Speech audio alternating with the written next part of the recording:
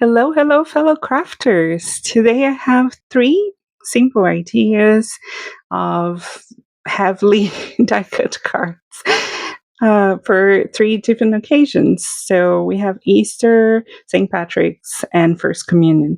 These are three occasions that I currently don't make that many cards for. So I thought I would just share some ideas with you. For the first one, I'm going to use a rectangular die. I'm going to measure it with my ruler. This is just a quick tip that might be useful for you. If you want to make a very thin frame, rectangular or square, you could use it this way. So I measured it with my ruler. I don't remember the measurements. It doesn't matter. Whatever size you want to use, it will work. You just add, let's say, a quarter of an inch to each side. And then you're going to have a 1/8 of an inch border, give or take, in the end. So you just need to center that die on your final rectangle or square and then run it through your machine and you're going to have it ready.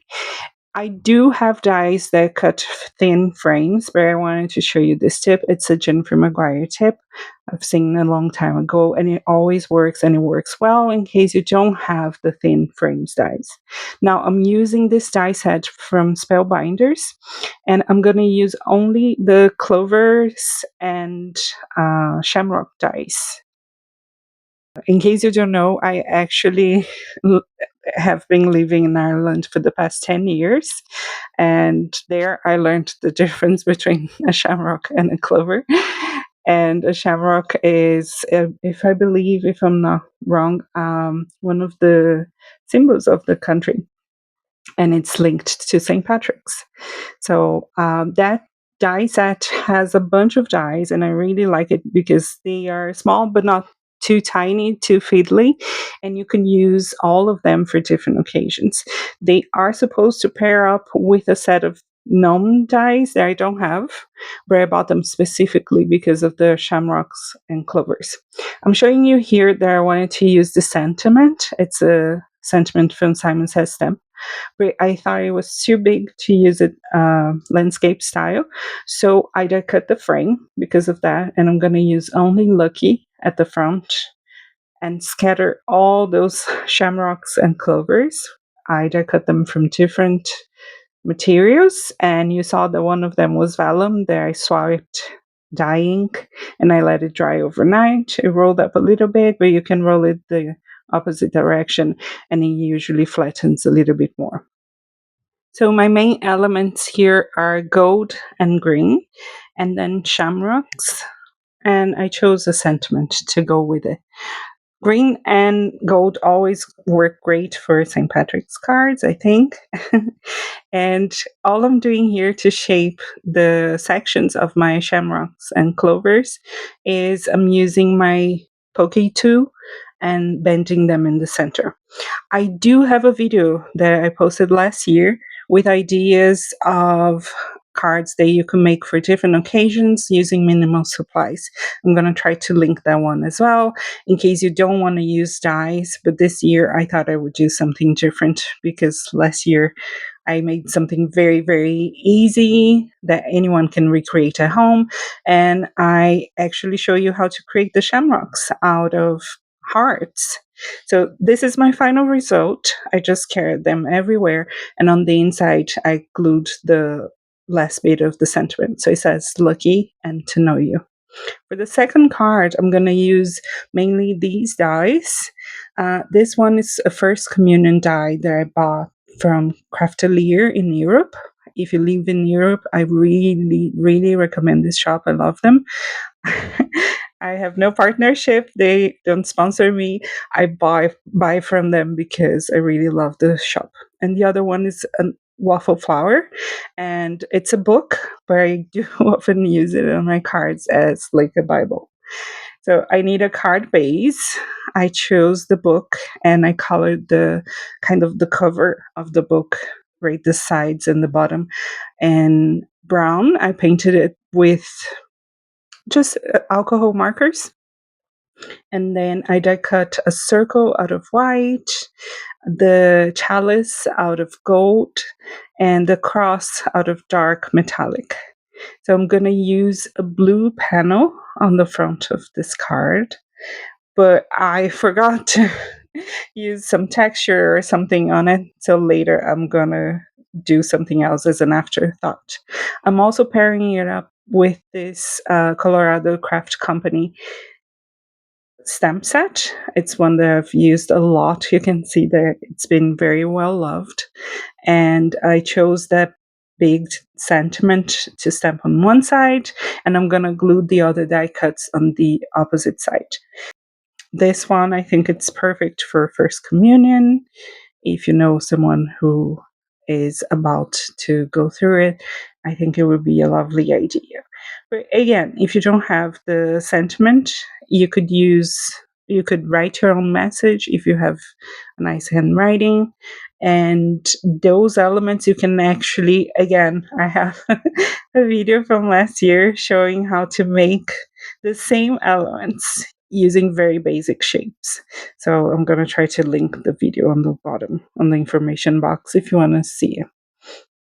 Now, this is the point where I decided that I wanted something on my background, and I decided to use this dotted stamp, background stamp, that doesn't cover my whole thing. So I'm going to stamp it once and cover as much area as I can.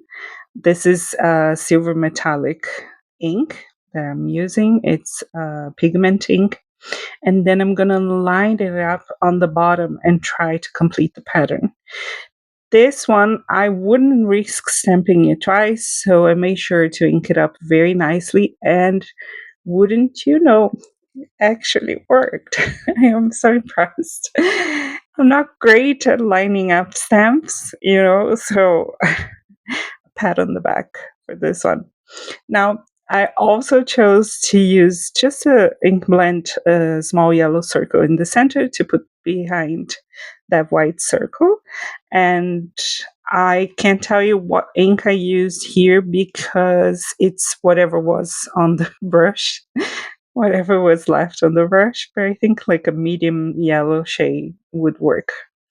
And then I'm going to just glue down the elements and glue them again, landscape orientation on my card base. And that's it. That's basically it. That's the whole card.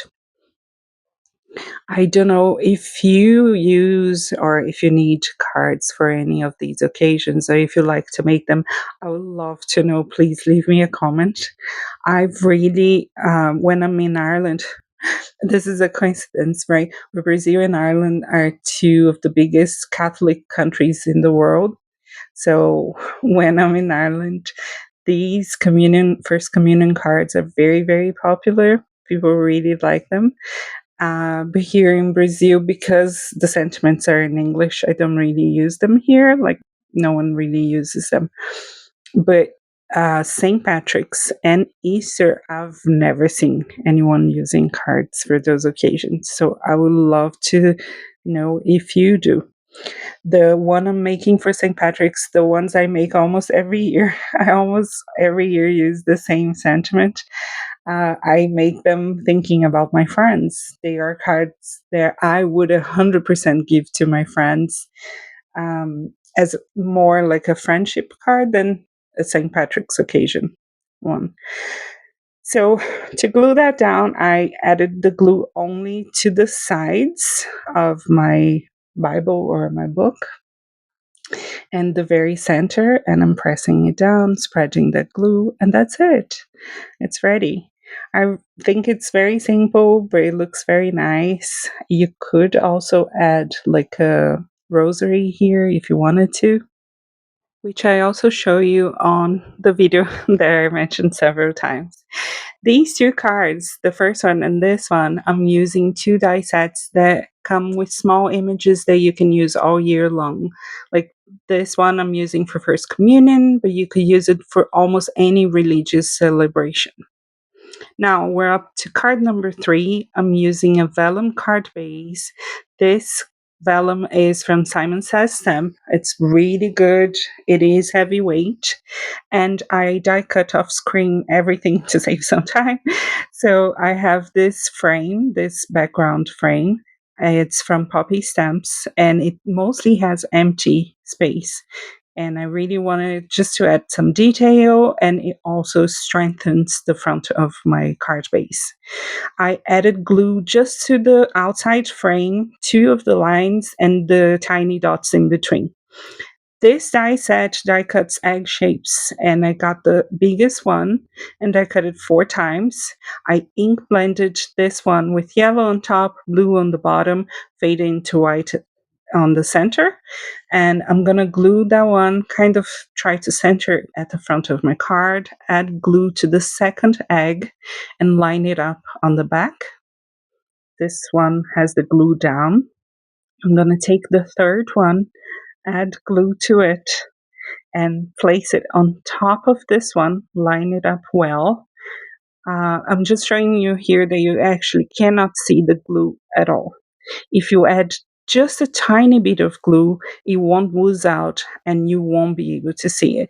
The problem is when you usually add more than that or you add a lot of glue, but you absolutely cannot see it.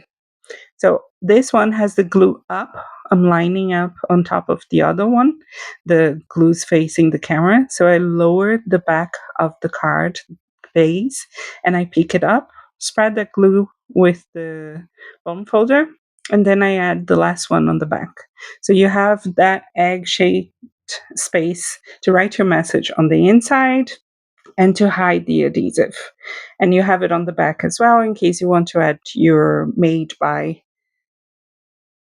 stamp or write something else. So I die cut and colored off screen these two bunnies. They are also from Poppy Stamps. This is a die set that a lovely friend of mine gave me as a gift. And I colored them. I'm just not using the shadow layer. And you can use only one bunny here, but I made the two and I wanted to use both. So I'm just placing them temporarily to see the space that I have for my sentiment. The sentiment is also from Simon Says Stamp. I don't have that many Easter sentiments, so I just got a happy Easter, very plain and simple.